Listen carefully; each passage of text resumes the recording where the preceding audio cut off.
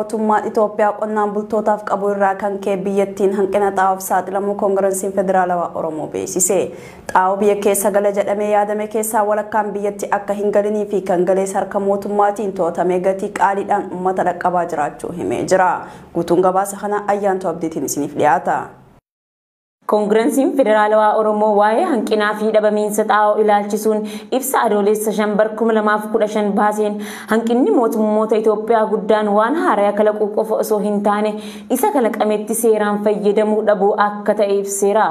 Biyya uummanni irra caalaan qonnaan bulaa ta'e keessatti xaa'oo oomishaa fi oomishtummaa sanyii guddisu oomishuu dhabuu qofa osoo hin taane isa oomishamee gabaa addunyaatiif dhiyaate uummata biraan gahuu dhabuun hanqina guddaadha jedheera. Jeequmsa siyaasaa biyyattii keessatti mul'atuun wal qabatee hanqinni baajataa jiraachuu fi deeggarsa biyyoota alaa argachuuf hariiroon biyyattiin biyyoota biroo wajjin qabdu laafaa ta'uu ibsuun rakkoon nageenyaa fi jeequmsi gara hundaan jiru dhabamiinsa xaa'ootiif sababa ta'uu akka malu ibseera. Xaa'oon muraasni biyya keessa jirus harka mootummaatiin to'atamee jiraachuu fi gatiin isaas hedduu qaala'aa ta'uun ibsameera. Xaa'oo biyyattii keessa gala jedhamee karoorfame keessaa walakkaanuu akka hin galin ibsuun lafti qonnaan bulaa xaa'oo waan baratteef xaa'oon alatti lafti oomisha baasuu akka hin dandeenye ogeeyyii garaagaraa mirkaneessaniiru jedhameera.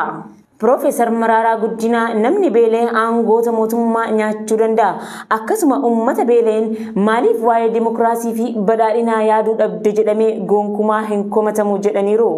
Gama birootiin waraana biyyattii keessatti geggeeffamaa jiruun qabeenya uummataa meeshaa waraanaa bituu irratti qisaasaa jira kan jedhu dhaabbatichi waraana jiruun mariin hiikuun hin danda'amu taanaan rakkoon kana caalu biyyattii muudachuu danda'a jedheera. Waa'een xaa'oo rakkoo akka laayyootti ilaalamuu qabu miti kan jedhame yoo ta'u sababa oomishni midhaan nyaataa xiqqaachuutiin hongeen magaalaa fi baadiyyaa osoo hin jedhin uummata galaafachuu danda'a jedhameera.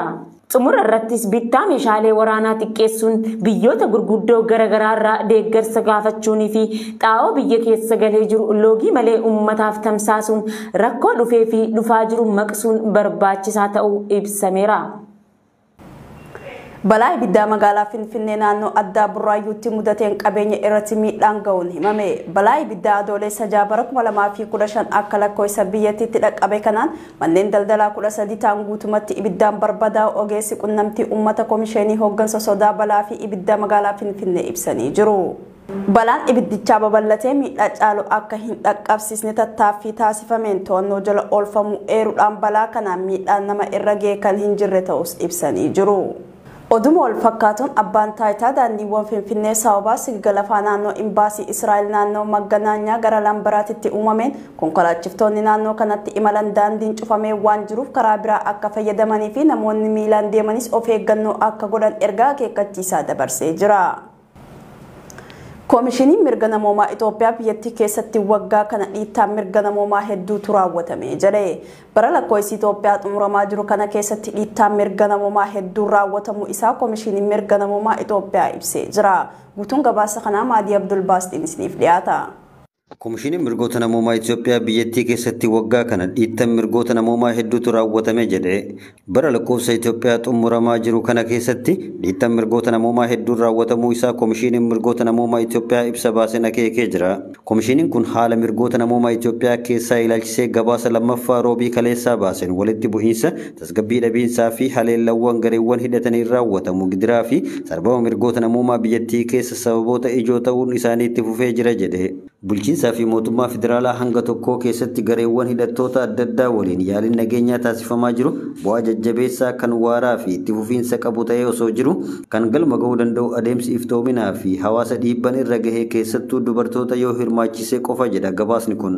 Dirqiin dhabamsiisuu gara jabina gocha namummaa of keessaa hin qabnee fi qaanessaan bakkeewwan hidhaa ifaa hin beekamnee fi akkasumas hidhaa seeran alaa fi abbaa fedhan qabanii hidhuu akkasumas mirga namummaa kan bu'uura akka barbaadanitti ugguruu fi kanneen biroo akka dhaabbatu koomishinichi gaafatee jira. Gabaasni kun dhimmoota biroo furmaata tattamaa barbaadan jedhes akeekee jira. Sadarkaa sodaachisaan lubbuu namaa dhabamsiisuu miidhaa qaamaa fi gidiraa lammiilee nagaa Oromiyaa bakkoota adda addaa keessatti mul'achaa jiru gama bulchiinsa naannoo fi federaalaatiin hatattamaan qorannoon guutuu fi kan loogii hin qabne akka barbaadamu ibsee jira. Gabaasni ba'e kun akka bara baajata Itoophiyaatti baatii amajjii bara 2022 kaasee hanga waxabajjii bara 2023 gidduutti waan ta'e kan hammate yoo ta'u, madaallii waliigalaa haara mirgoota namummaa biyyattii kan of keessaa qabu ture. Gabaasichi fooyya'insa gaarii ijoo argaman, yaaddoowwan ijoo rakkoo mudatan akkasumas yaada furmaataa lafa kaa'ee jira. Ministeerri muummee Itoophiyaa Abiy Ahmad dhimma hidhaa Abbaay akkasumas rakkoo biyya ollaa Suudaan keessatti adeemaa jiru irratti Kaayiroo keessatti pirezidaantii Masrii Abdul Fattah al-Siisii waliin mari'atan. Hooggantoonni lamaan dhimma hidhaa Abbaay, rakkoo Suudaan akkasumas hariiroo lamaan irratti mari'achuu Reuters waajjira pirezidaantii Masrii waabeeffachuun gabaasee jira. Guutuun gabaasa kana akka taantu isiniif dhiyaata. Ministeerri muummee Itoophiyaa Abiy Ahmad dhimma hidhaa Abbaay akkasumas rakkoo biyya ollaa Suudaan keessatti adeemaa jiru irratti Kaayiroo keessatti pirezidaantii Masrii Abdul Fattah al-Siisii waliin mari'atan. Hooggantoonni lamaan dhimma hidhaa Abbaay, rakkoo Suudaan akkasumas hariiroo lamaan irratti mari'achuu Reuters waajjira pirezidaantii Masrii waabeeffachuun gabaasee jira. Waajjirri ministeera muummee Itoophiyaas hooggantoonni lamaan wal arganii dhimma waloo fi naannichaa irratti mari'achuu ibsee jira. Itoophiyaa fi Masriin keessumattuu hidhaa bishaan laga guddicha Abbaay irratti Itoophiyaan ijaaraa jirtuun hariiroon isaanii muddama seenee ture. Biyyoonni lamaan Suudaan daangeessan rakkoo biyyi ollaa isaanii keessa jiru akka furmaata argatu gama ofiitiin carraaqaa turan. Jalqaba torbee kanaa walgahii waliin ta'iinsa misooma biyyoota gaanfa Afrikaa yookiin IGAD Finfinnee keessatti taasifameen humni nageenya kabachiisu gama Suudaan akka ergamu yaada dhiyeessanii turan. Kamisa har'aa immoo mariin biraa Masriidhaan qophaa'ee fi walgahiin biyyoota ollaa Suudaan jedhame Kaayirootti ni gaggeeffama jedhamee eegama. Marii kana irratti walitti bu'iinsa Suudaan keessaa fi dhiibbaa biyyoota ollaa irratti qabu karaatti dhaabbatuu danda'u furuuf qaamoleen adda addaa marii gaggeessaa jiru. Ministeerri muummee Abiy Ahmad pirezidaantii Eertiraa Isaayyaas Afwerqii waliin Kaayirootti wal arguu ministeerri odeeffannoo Eertiraa ibsee jira. Pirezidaantii Isaayyaas walgahii IGAD Finfinneetti taasifame irratti hirmaachuu irraa kan oolan yommuu ta'u, garuu roobii kaleessaa gara Kaayirootti imalanii jiru. Muummichi ministeera Itoophiyaa pirezidaantii Abdul Fattah al-Siisii waliin Kaayiroo keessa yeroo wal argan yeroo dheeraa booda yeroo duraatii fi bulchaan Itoophiyaa akkuma waggoota 5 dura aangootti baaniin biyyattii daawwatanii turan. Itoophiyaan Masrii waliigalteerra osoo hin gahin hidhaan gama lixa Itoophiyaan ijaaramaa jiru bishaan guutamuu hin qabu jettus Itoophiyaan marsaa 3 bishaan guuttattee jirti. Baranaas yeroo afuraffaaf akka guutuuf jettu muummichi ministeera Abiy Ahmad dhiyoo paarlaamaa irratti yeroo dhiyaatan himanii jiru. Mariin hidhaa Abbaay irratti taasifamaa ture addaan citus Itoophiyaan marii kanatti deebi'uuf fedhii akka qabdu dhiyoo ibsitee jirti. Faallaa kanaatiin Masriin garuu osoo waliigalteerra hin gaamin mariin adeemamuu hin qabu jechuudhaan durumaa gaafataa turte.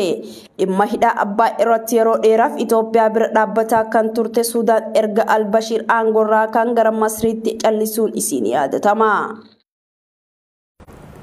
Itoophiyaatti ugura intarneetii irratti kaa'ameen kasaaraan dinagdee birrii biliyoona 7.5 ol dhaqqabuun ibsame. Mootummaan Itoophiyaa baatiilee 5 dabraniif ugura seera qabeessa hin taane fayyadama intarneetii irra kaa'een miidhaa dinagdee biyyattii irra ga'e birrii biliyoona 7.5 ol ta'u dhaabbanni miti mootummaa jiddugala guddina mirgaa fi dimokiraasii beeksisee jira. Guutuun gabaasa kanaa Qombii Gidaabotiin isiniif dhiyaata. Mootummaan Itoophiyaa guraandhala 11 irraa eegalee hanga ammaatti baatilee 5 darbaniif ugura seera qabeessa hin taane fayyadama intarneetii irra kaa'een miidhaan dinagdee biyyattii irra gahe birrii biliyoona 7.5 ol ta'u dhaabbanni miti mootummaa giddugala guddina mirgaa fi dimokiraasii jedhamu beeksisee jira. Uguraan tajaajila intarneetii irratti baatilee 5 darbaniif kaa'ame kasaaraa dinagdee doolaara miliyoona 140.3 ol, gabaa oomisha kallattii biyya alaa irratti kasaaraa doolaara miliyoona 27.8 geessisuu fi namootaan 2372 hojii dhabeeyyii taasisuu odeeffannoon kaardii irraa argame mul'isee jira. Rakkoo siyaasaa hordofuudhaan bara 2018 akka lakkoofsa Itoophiyaa irraa eegalee intarneetii addaan cituun rakkoo Itoophiyaa keessatti hammaataa dhufeedha kan jedhe giddugalichi. Intarneetiin addaan cituun isaa faallaa dimokiraasii fi guddina teekinooloojii dijitaalaa ta'uu ibsee jira. Dhaabichi Itoophiyaa keessatti uguraan mootummaa waltajjiiwwan miidiyaa hawaasaa gurguddoo irratti kaa'ee bu'uura seeraa akka hin qabaannes ibsee jira.